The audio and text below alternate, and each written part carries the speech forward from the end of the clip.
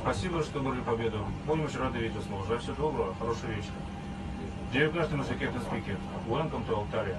Thank you for choosing Победа Airlines and hope to see you both soon. Have a nice evening. Bye-bye.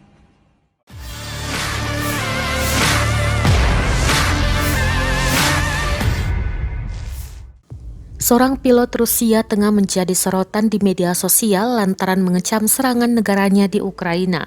Kecaman sang pilot terekam dalam video dan diunggah oleh banyak akun di media sosial seperti dikutip dari NDTV. Satu di antara yang mengunggah ulang video tersebut adalah diplomat Ukraina, Oleksandr Skerba. Dalam video tersebut, sang pilot memberitahu kepada para penumpang sebelum pesawat lepas landas. Ia mengecam aksi Rusia dan menyebut serangan Rusia terhadap Ukraina adalah kejahatan.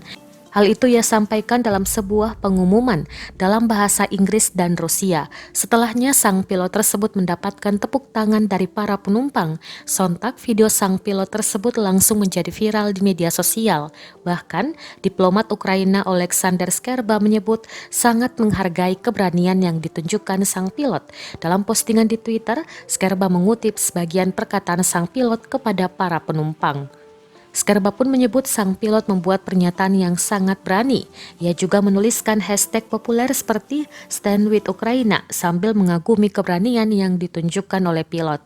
Namun beberapa netizen justru mengkhawatirkan keselamatan sang pilot.